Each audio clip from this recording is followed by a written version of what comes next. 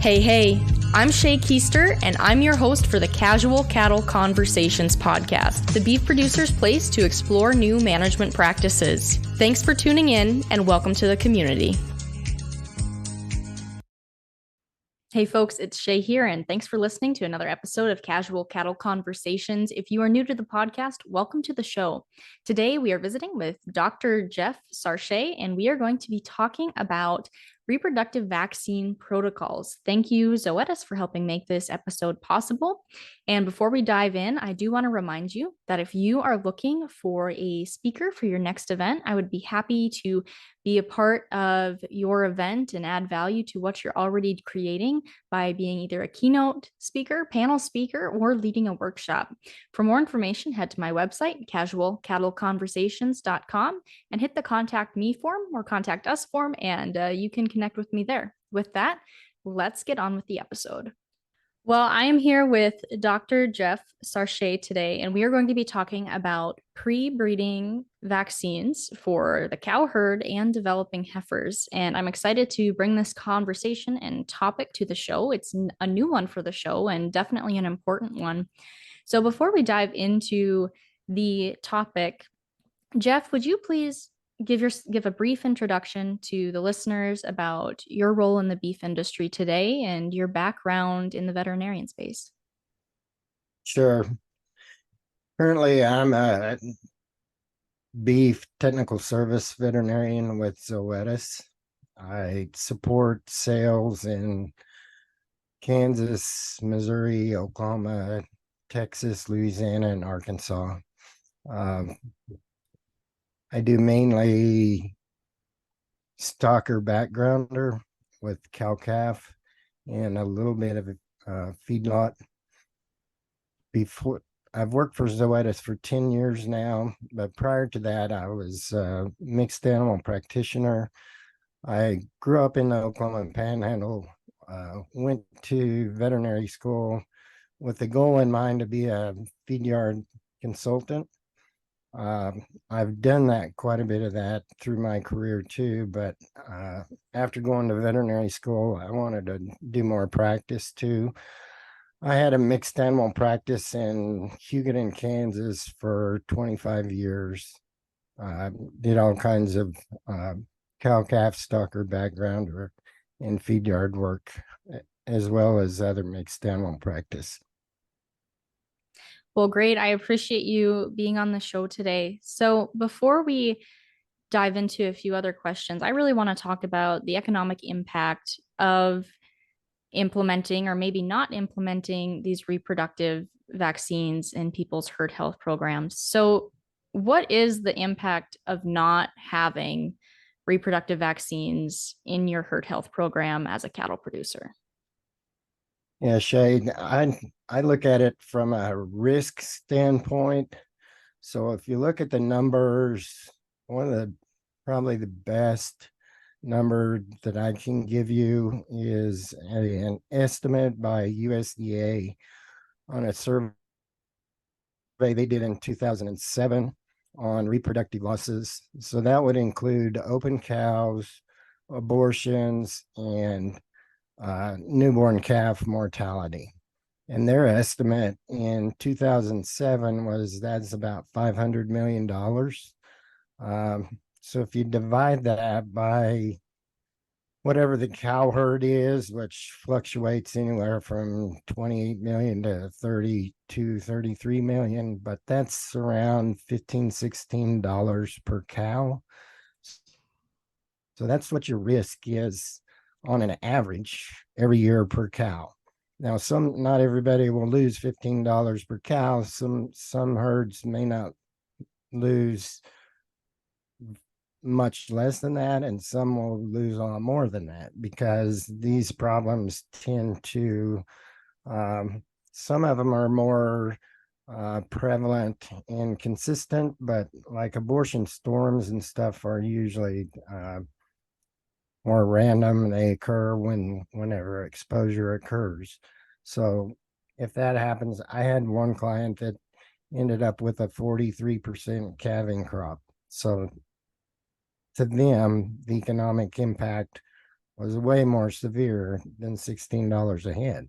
But I had other clients that, probably lost $3 or $4 a head. So it's a risk that's out there. And I think we need to do what we can to manage that risk.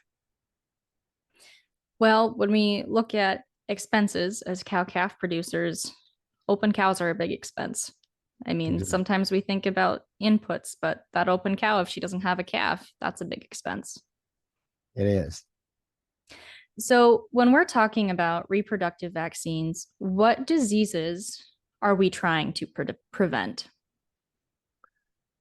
On the reproductive side, there's really on the viruses, there's two big ones, BVD virus and IBR virus. They're both clinically pretty different.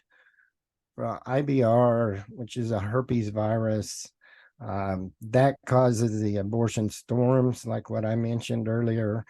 If you get an exposure, especially in an unvaccinated or poorly vaccinated herd, uh, you get what we call abortion storms. So you can have anywhere from 25 to 50 or even greater percent of the cows abort because they get infected. The virus kills the fetus within even quicker than 24 hours. The fetus a lot of times doesn't abort until 2 or 3, 4 days after that. So sometimes it's difficult to diagnose that because the fetus has been dead for several days before it's aborted. And so it's hard to find the virus. It's a little bit easier now with PCR test technology because it's a lot more sensitive. But with IBR, that's usually the risk you have. With BVD, it's a lot more complicated. Really depends on when the cow gets infected during her pregnancy. So if it's very early, the virus is going to kill the embryo, and you may just see a late breeder or an open cow. If the infection occurs between 45 and 120 or 140 days, that's when the fetus is developing its immune system and actually programming the immune to what is itself and what is foreign. So if that virus shows up at that time, it programs the virus as part of itself. And it creates what we call a persistent infection, or that calf is permanently infected with BVD virus and will shed BVD virus every day as long as it's alive.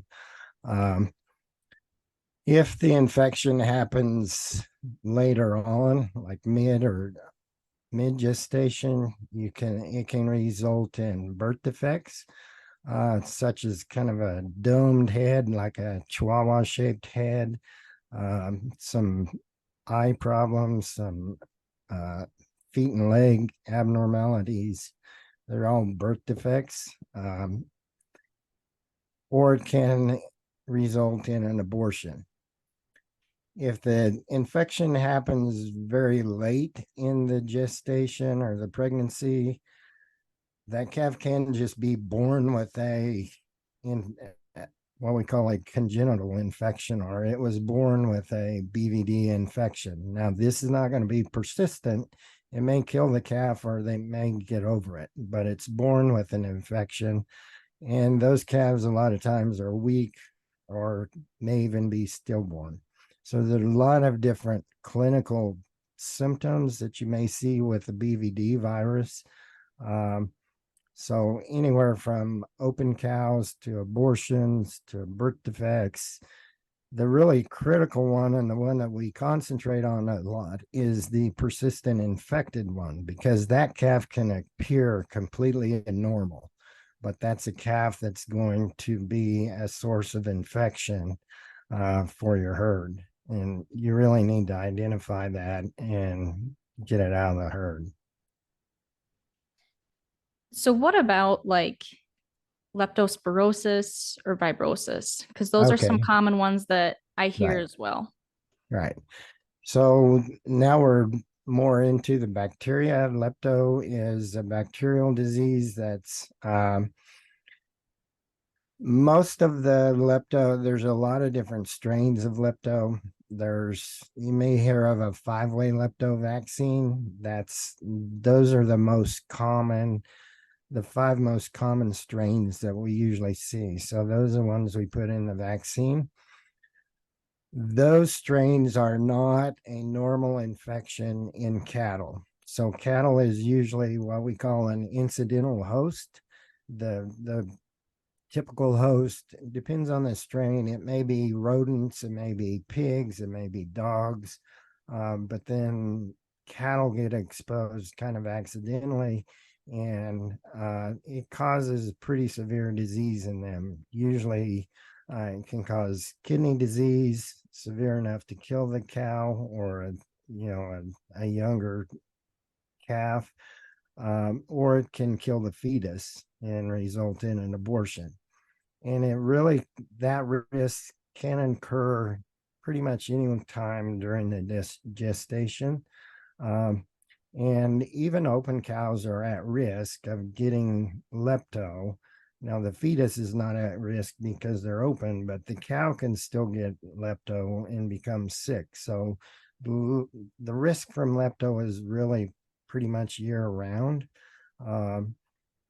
And then you have vibriosis, which is a different bacteria, Campylobacter fetus. It is a venereal disease. It's spread through breeding.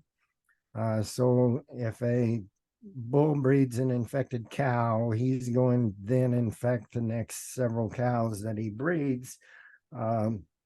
Typically, that causes early embryonic death. So the clinical signs you would see would be either a repeat breeder, either your calving distribution is really shifted to later calving cows, or if you remove the bull in, say, 60 days or whatever, you'll have a bunch of open cows, because they will rebreed after they've aborted or that embryo has died, but it'll usually take them 45 to 60 days to rebreed. So they're going to be 2 to 3 months later bred than what you would expect. That's kind of a tip off that it may be vibriosis. However, there's another disease called trichomonas that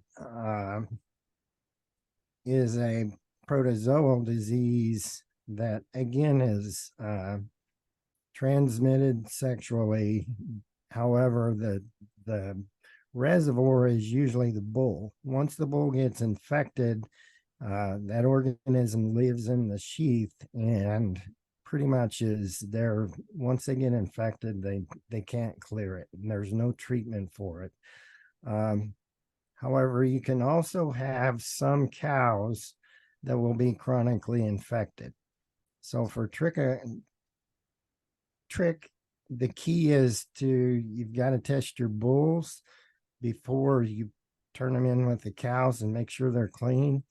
But it's also important to preg check your cows and to get rid of any open cows, because the open cows are more likely to be carrying either Vibrio or trick, or possibly even those two that are venereal diseases are the most important. And if you leave her in the herd and breed her again next year, now there's a source to reinfect your bulls, and you start over with the same problem. Or some people will move an open cow from a fall herd to a spring herd, or vice versa. You run the same risk there of reinfecting or infecting a negative bull that breeds that cow. So it's really best to get rid of open cows. They've proven that reproductively they're not as good as their herd mates, and they are a bigger risk from a health standpoint also. So I talked about the 5-way leptos. There's another lepto that is a natural disease of cattle, and that's Leptoharjo bovis. It's actually the species is Borg petersonii. It doesn't make the cow really sick because it's been in a natural infection of cows for eons. Uh, the clinical symptom that you'll see is a conception issue, or your preg check rate will be a little bit lower. It is somewhat difficult to diagnose. It's pretty common in a lot of herds. Most people, one of the best ways you can tell whether it's a problem or not is you start using the vaccine and your conception rate goes up, usually 2 to 5%. So if that is a different lepto, because on the vaccine side, I talked about how the 5-way leptos will only last for about 5 or 6 months. There are some Harja vaccines that will last for a year. So if you have that, that's one that it doesn't matter when you give it. If you know that the duration of immunity will last for a year. It's not, it does add some expense to your vaccine protocol. And most of the producers that are using it are the really highly efficient, progressive producers that are, probably in the 95% conception rate, and they're wanting to get it even higher. Well, thank you for walking through those different diseases that we as cattle producers need to be aware of. Before we kind of dive into what producers need to look for in vaccines, what are some instances where how are these diseases being introduced to different herd or being introduced to herds? Okay. Well, for like lepto, like I said, that is from usually an outside host. So it is lepto grows in standing water. So they pick it up through the water source usually, but that water source a lot of times gets contaminated by the host species, which may be, maybe dogs, coyotes, depends on the species, maybe wild hogs, maybe rodents and things like that. So they get infected that way. Most of the viruses, it's a direct contact. BVD or IBR is going to be aerosol transmission. So that can be an addition to the herd, or that could be something that was transmitted even across a fence line. So if there are stalker cattle, both of those viruses are part of the bovine respiratory disease. So they're very common in younger cattle too. So if you have stalker cattle or a backgrounder or something like that shares a fence line, your herd is at risk of getting exposed that way. With Trick and Vibrio, they're both sexually transmitted, so it's important to test all your bulls and know that they're negative before you ever put them in with the herd every single time. So that means if you have a spring and a fall herd, you need to test the bulls twice a year, not just once a year, because they may have picked something up with the spring herd, and now you put them in with your fall herd, and you cause an infection in your fall herd. So every time before you put them in, you need to test the bulls, and then, like I said, test the cows that are, or get rid of the cows that are open. I guess if there's really valuable one, you could do testing to make sure she's not infected or something. Another, with both of those diseases, since they are spread sexually, if you're doing AI, you eliminate that risk because it's not spread through the semen. It's usually spread from the bull.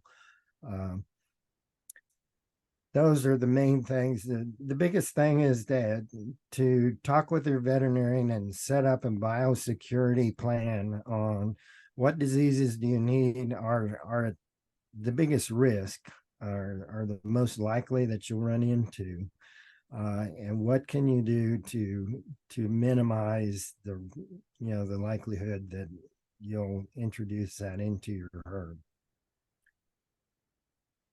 Well, thank you for walking through that. Okay, so now that we've talked about what different diseases we can be susceptible to and where they come from or how cow herds can be exposed, let's talk about that risk management side, the vaccine side. So, what do cattlemen and women need to be looking for when they're looking at which vaccines to use in their herd?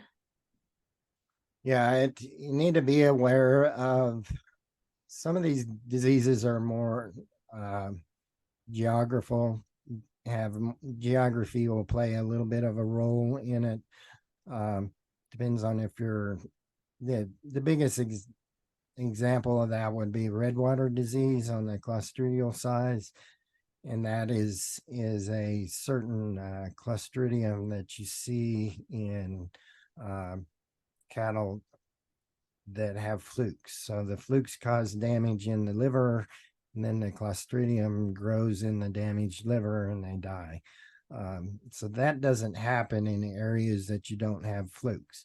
So that's a difference. That is the clostridium. That's the extra 8. So if you're talking about an 8-way versus a 7-way blackleg, that is the disease we're talking about. That's usually you need the 8-way when you're in a fluke area with flukes. When I graduated 30 years ago, trick was a disease that mattered about geography and is more in the western states. But I think because the movement of cattle, it has pretty much become ubiquitous all over the United States.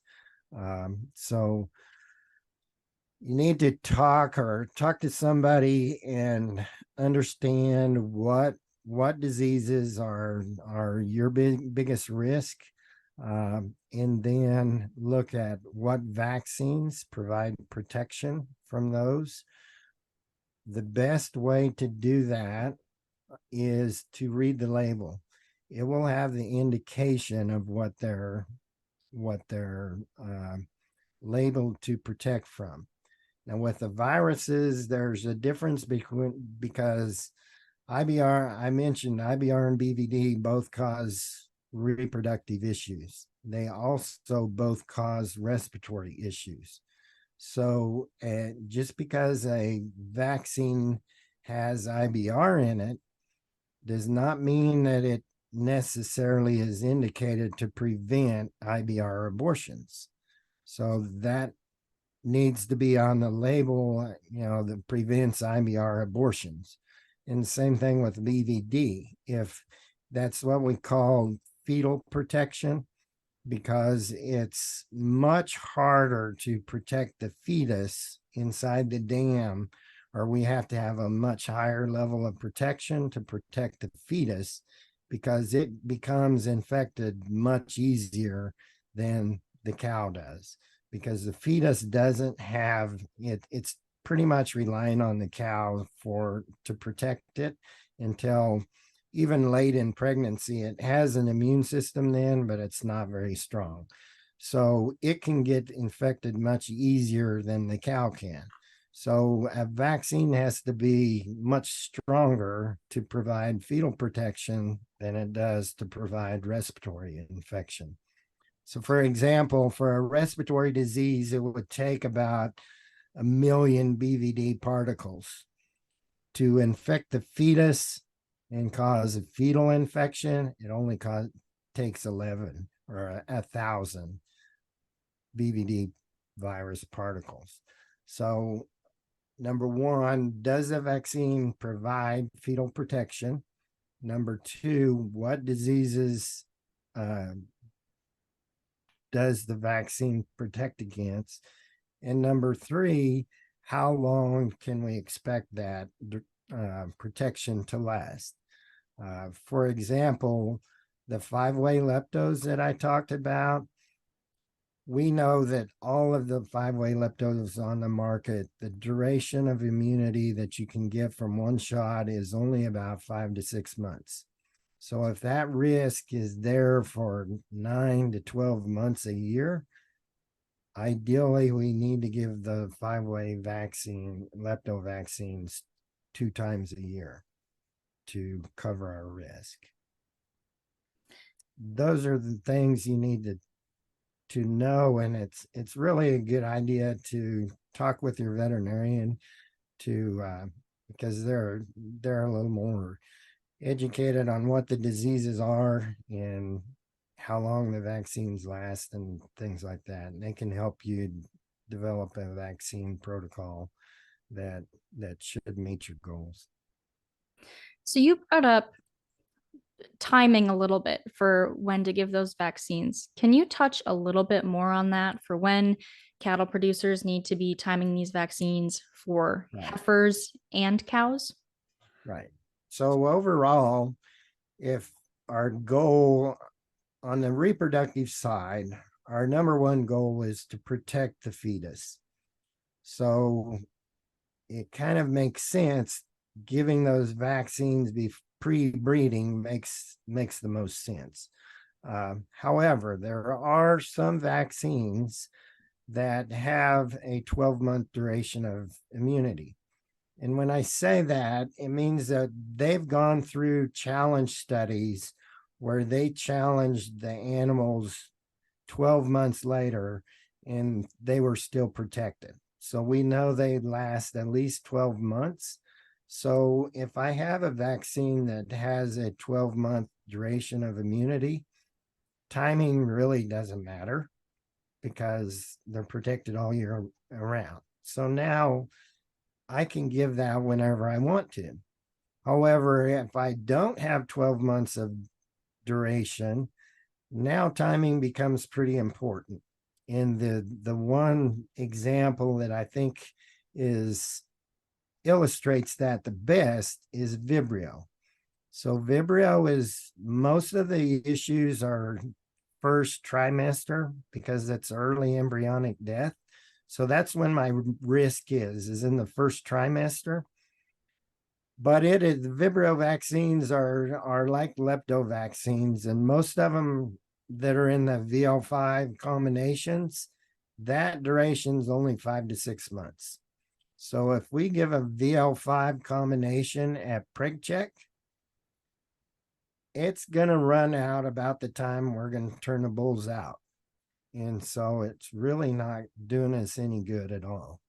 If we give it pre-breeding and it runs out 5 months later, we covered the first 5 months, which is when our risk is. So that's the ideal time to give a Vibrio, is pre-breeding. Now, there are a few Vibrio vaccines on the market with longer duration. And so if it's, really impossible to do pre-breeding, you can talk to your veterinarian. You find a Vibrio that does have, a 7, 8, 9 month duration, and you might be able to get away with giving it at preg check. But those are the things we don't want to be just, giving these vaccines to make ourselves feel better. We really want to give them so that they work and protect the cattle. Well, if we're not giving them, first of all, we're going to talk about some vaccine efficacy stuff at the end here, but if we're not giving vaccines in a timely manner so that they work, it's not really risk protection or worth our money. So we want to make sure that we're on the right track with that. Right. Now, you mentioned giving some vaccines pre-breeding. Do producers also need to be considering if those vaccines need to be given 30 or 45 days beforehand, or can they be given when the bulls turned out? What considerations need to be going there? Right. So we might first talk about killed vaccines and modified live vaccines, because that's where it matters. A killed vaccine, the advantage is that virus or bacteria or whatever is inactivated. It cannot replicate. And so that's a big advantage from a safety standpoint because I can give that whenever I want to. I'm not going to cause a problem. Some of the modified live viruses they do replicate, and especially IBR virus, it's not going to make the animal, the cow or the calf, sick, but it can infect the fetus and kill the fetus if that cow has never seen it before. So if you give it to a cow that's never been vaccinated or exposed to IBR, it can actually kill the fetus and abort it. And so we don't want to do that. And there's also some evidence that because that is a live virus, it can also infect the ovary and cause some inflammation on the ovary and maybe cause a lower conception rate if we give it too close to breeding. So that's only on naive cattle. So once they've been vaccinated, they have antibodies to that. And so now we can give them that to a pregnant animal or to an animal pre-breeding, and we don't see those same things. So number one, it's you've got to know what the status of the cow is. And number two, you have to know whether you're giving a modified live or a killed vaccine. Now, there is one vaccine that Zoetis has that kind of fits in between the two. It is a modified live vaccine that you mix together, but the IBR is temperature sensitive. So it cannot get to the fetus and kill it because the body temperature stops that from replicating. So it is just as safe as giving a killed vaccine. But the benefit with the modified live vaccines is they replicate and simulate a natural infection much closer to the real virus, and they stimulate other parts of the immune response that a killed vaccine just can't do, because when the immune system doesn't see that organism replicating, it doesn't cause the same response as it does when it sees an organism, a vaccine that is replicating. So bottom line, we get better protection generally from a modified live, but we have more safety with the killed. The Cattle Master product is kind of unique because you get kind of the best of both worlds. You can give it to an unvaccinated cow, it will not cause an abortion, but we have studies that show you can get similar protection to a modified live vaccine. So pre-breeding, if we're giving a modified live vaccine to a cow that's never been vaccinated, we can cause some inflammation on the ovary there and hurt our conception rate. Most of the vaccines are labeled to not give them 30 days prior to bull turnout or breeding. I tend to push that back a little bit to 45 days for a couple reasons. One, my experience, I didn't really feel like I saw any problems at all when we moved it back 45 days. And if you look at the development of the egg in the ovary, that whole process from start to finish is 39 days. So if I gave that vaccine 45 days before breeding, I'm pretty confident that I shouldn't have had any effect on the developing egg. And so it should be safer doing that. Now, if you're giving a killed vaccine, shouldn't have any issue with causing inflammation on the ovaries. But we also have to think about cattle because they are prey animals, and when we're handling them and we put them through stress, that can affect their conception too. So I don't like handling them. I prefer to handle them 45 or 60 days prior to breeding, if that's possible. So you've touched on a few different aspects of protocols, but I want to talk about it a little bit more. What are a few examples of reproductive vaccine protocols that you see being effective? Well, Shaye, I like to start with the replacement heifers because to me that's kind of the beginning of her reproductive life. And before that, when I'm setting up protocols, I'll usually start with the calf, and from birth until post weaning, we're a lot more worried about scours and respiratory. So the protocols will be aimed at those diseases. Post breeding, when we get into a replacement heifer, now I'm more worried about reproductive diseases. So now the lepto and vibrio need to be incorporated, brucellosis, and then the vaccines that have fetal protection that, I've talked different about, does the vaccine protect about IBR abortion? So does it actually protect the fetus? So on a replacement heifer, we talked about modified live or killed vaccines. And on a replacement heifer, it really shouldn't matter because we expect them to be open. We want them to be open when we start this. And if they happen to be bred, I always recommend a modified live fetal protection vaccine for heifers. If she happens to be bred, I probably don't want that breeding because she's probably bred to her brother or a neighbor's bull or some kind of bull that I have no idea what it is. It may have, number one, I probably don't want those genetics. And number two, you're probably going to have calving problems. So it's probably a plus if I cause an abortion by vaccinating her with the modified live vaccine in that situation.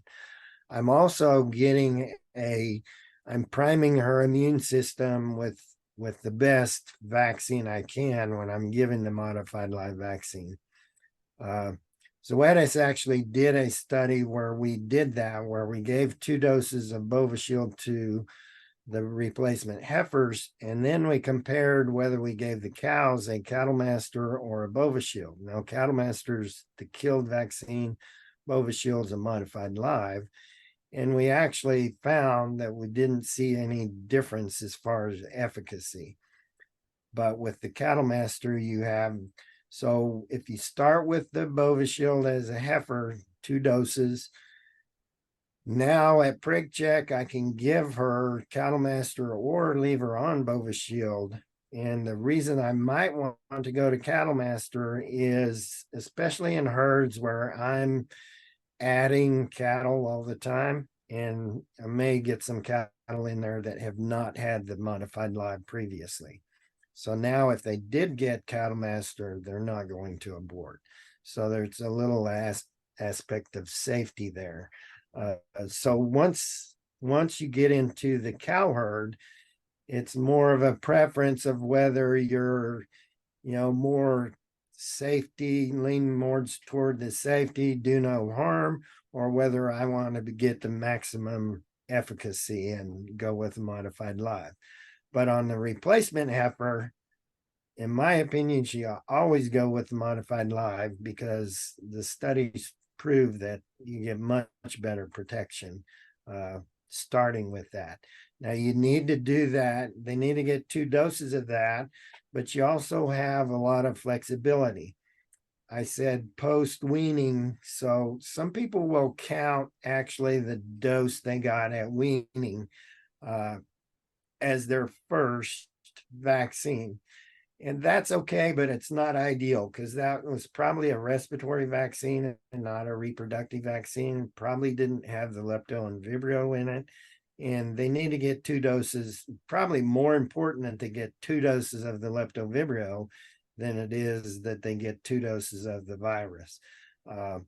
So anywhere, I usually say about 60 days after weaning, once you know you're past any respiratory issues, give them their first dose then.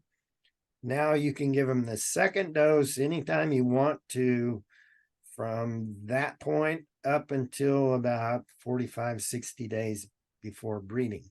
So there's, an 8, 9 month period there that, they just need to get 2 doses in them and you have some flexibility.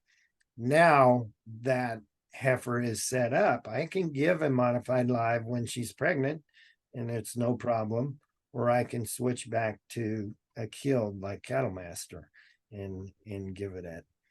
So those are the protocols. I think, I don't really, those are the protocols that probably fit more broad, producer. If you start with the Bova Shield and the replacement heifers, and then go to whichever one you want after a cow. But I think it's critical that you use the modified live in the replacement.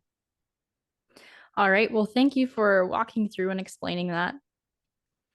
Absolutely. So, as we think about, you brought up that handling standpoint, and I know as cattle producers, we can sometimes feel stretched on time and it's hard to find good labor or good help. So, every time we run cattle through that chute, it it feels like it's more time taken away from other things. How can producers shift their mindset about this, or what do they need to be thinking or realizing if including reproductive vaccines or any other part of their herd health protocol adds another time through the chute of working cattle? Yeah, I talk about this quite a bit, and one of the ways, I mean, the I'm pretty analytical, and when I look at, okay, I evaluate, say, one vaccine versus another, or wormer, or antibiotic, whatever, any product really. There's used to say 4 categories or 4 things that I would look at. One would be efficacy. Are there differences in efficacy? I talked a little bit about that on a modified live versus a killed. Are there differences in safety? Again, we have differences between modified and killed, but you also have differences in between products in those categories, Nick. So efficacy, safety, cost is usually a consideration, and convenience. And I don't know why, but it seems to me that as a cattle industry, we tend to put cost and convenience first and foremost. And personally, if we're vaccinating these cattle for their protection, our convenience should probably be the last consideration. It's, you can maybe argue it's not convenient for them to go through the chute either, but I think we really need to really think about, how much convenience should play in our decisions. The fifth thing that I've added really since COVID is availability. And we've seen that even in the vaccines. A lot of the vaccines our company had to issue a couple of years ago. Some other companies are having to where you flat just can't get the vaccine you want to use. So now you have to go find a different one that maybe you've never used before. And so if you have a product that you can get and it's reliable, that's worth quite a bit. But on the cost side of it, we talked about your risk is $16, was $16 in 2007. Today, it's at least double that, if not triple that.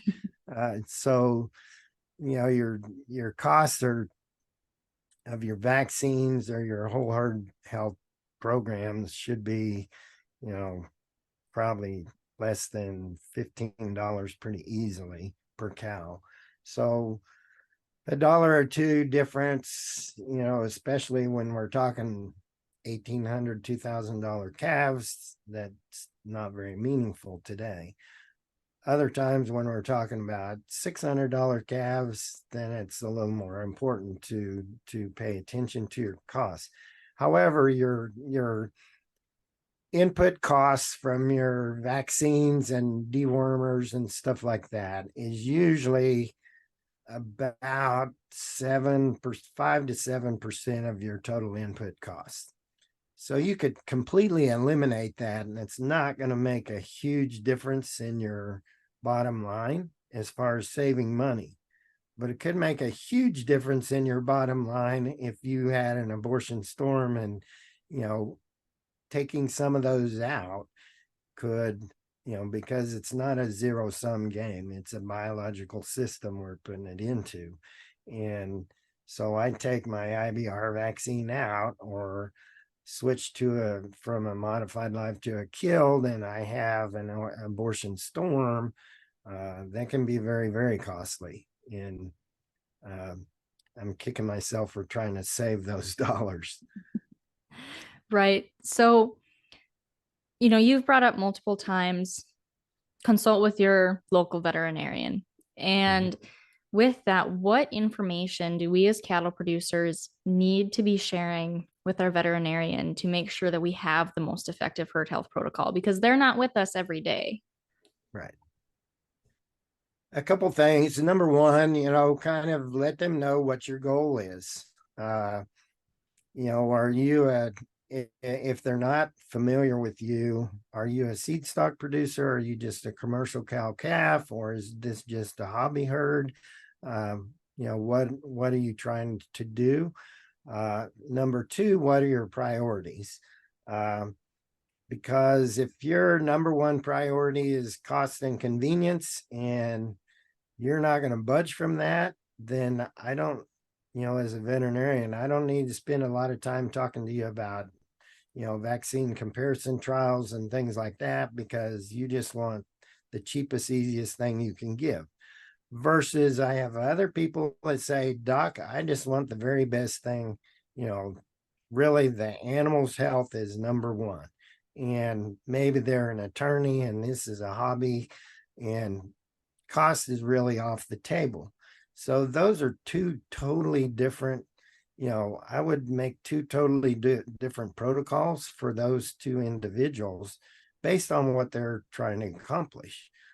So it's important that they understand that, because sometimes, and I caught myself doing it as a veterinarian, you try to spend your customers or your clients' money for them, and sometimes your priorities are not the same as theirs, and they're like, oh, I would have easily paid the extra money for some, an additional vaccine that cost maybe double, and they ended up having a problem with, say, leptohargio bovis, and where other people say, that's going to double my vaccine cost, I'll take the risk, and spend less on my vaccine. So it's nice to know from the client, I mean, you don't want to give them your checkbook, but to let them know, what your priorities are. Okay, so before we dive into vaccine efficacy, I do want to point out that we've talked a lot about prevention because prevention is key. But what if there's someone out there listening today who maybe thinks, maybe they had a lot of open cows when PG rolled around, or they might think there might be something running through their herd? How do they get tested or find out what to do next? Yeah, that's again, probably seek some professional help through a veterinarian. There are a few clues that can give you some, like I mentioned when I was talking about BVD. You may have open cows, but some of the things I would ask was, have you had cows with, or calves with, birth defects? And they'll say, well, yeah, I had one or two. So I have birth defects. And then I may say, okay, let's test your calves for BVD PI. So if you have persistent infection, calves with BVD persistent infection, now you have kind of a whole gamut. Probably your problem is BVD, although typically it kind of starts also with what was their original herd health program. Where if they're not vaccinating for anything, I would guess they have more than one problem, because these diseases don't run by themselves. And you could have IBR and BVD both in a herd, or you could have lepto and BVD in a herd. So the other thing about abortion, open cows is one thing. It's difficult to really diagnose for sure what caused that. And abortions can be difficult too, because number one, a lot of times you don't find the fetus. You don't even know they were aborted until they don't calve and they come up open. But even if you do find the fetus, even the lab may only come up with a cause for the abortion about a third of the time. Because for what I said, the fetus has been dead, the virus dies before we get it to the lab, or we didn't have the right tissues. So I would suggest if you're dealing with an abortion problem, collect everything that you can. The placenta is a really good tissue. A lot of times we can find the infections in the placenta when we cannot find them in the fetus, and vice versa. So collect the placenta, collect the fetus, and really the best is to send the whole thing to the lab as soon as you can, and collect as many as you can. One of the things with Zoetis that I'm pretty proud as a company, because we stand behind our vaccines. And if you have an issue like that, let us know, and we will actually help pay for the diagnostics to help figure out what the problem is. But it's pretty rewarding when you can figure it out. But don't expect just because you have some tissues and send them to the lab that you're going to get an answer, because especially with abortions, a lot of times we come up that we don't know, or we may have some indication that it kind of looks like lepto, but we're not positive. And then you have to kind of go from there. Well, thank you for walking through that. So my final question before we wrap up today is, what are some general vaccine efficacy tips and handling instructions that we all need to be reminded of? Probably the best advice I can give anybody is to get in the habit of reading the label, and not just the label on the box, but get the package insert and read the whole thing, especially under indications. So the indications is what that vaccine or antibiotic or whatever has been proven to be effective against. That's where I was talking about. It may be an IBR vaccine, but if it doesn't mention preventing IBR abortion, it's not going to protect the fetus. Read the label, read the indications, read the safety. It also has a section under there under handling and storage.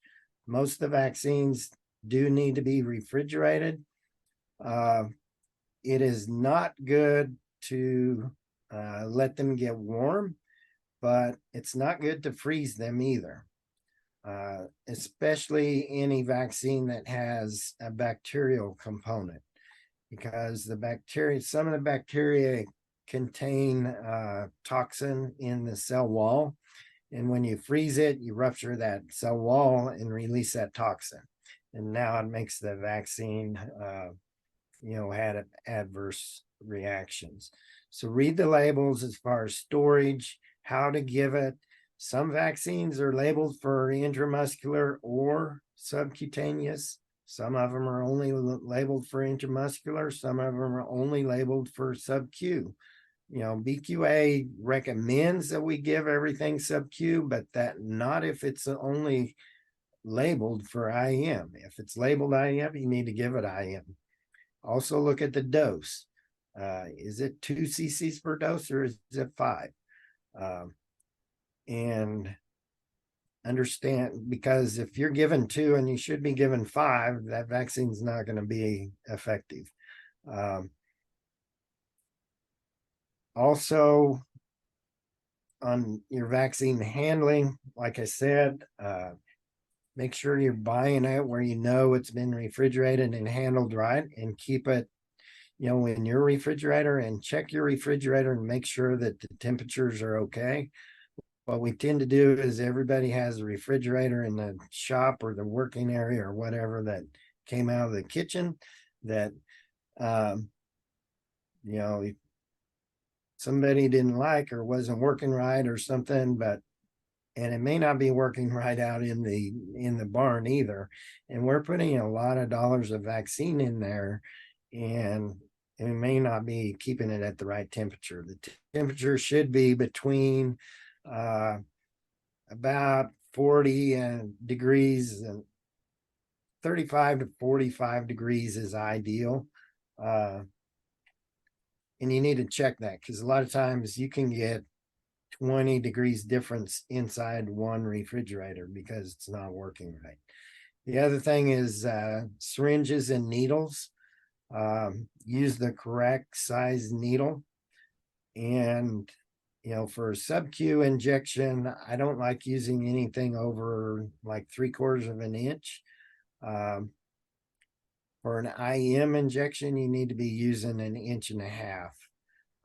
So a lot of people use a 1 inch to do both, and it's really not very good for either one.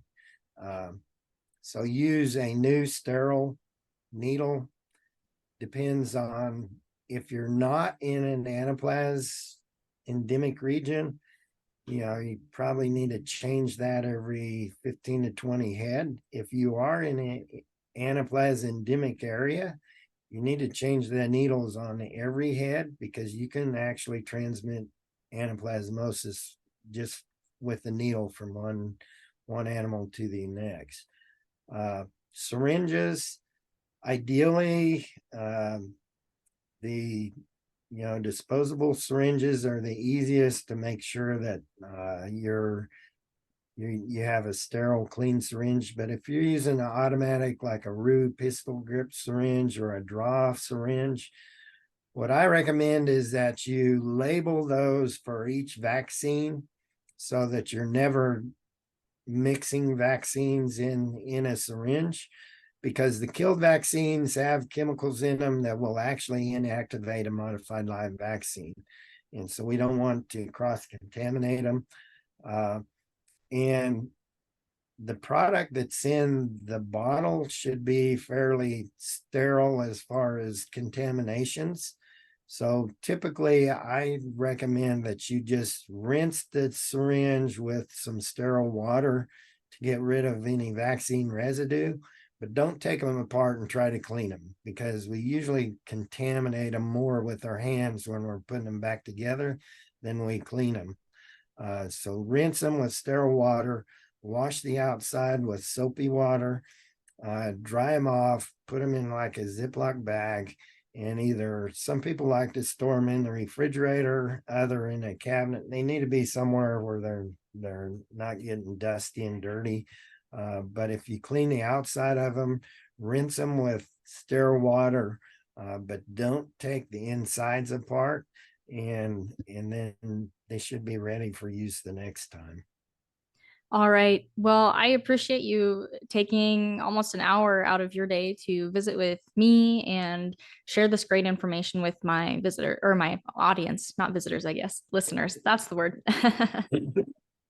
Do not use in pregnant cattle. Abortions can result unless they were vaccinated according to label directions with any Bovishield Gold FP or PregGuard Gold FP vaccine pre-breeding initially and within 12 months thereafter. Do not use in calves nursing pregnant cows unless their dams were vaccinated within the past 12 months as described above. To help ensure safety in pregnant cattle, heifers must receive at least 2 doses of any Bovishield Gold FP or PregGuard Gold FP vaccine with the second dose administered approximately 30 days pre-breeding.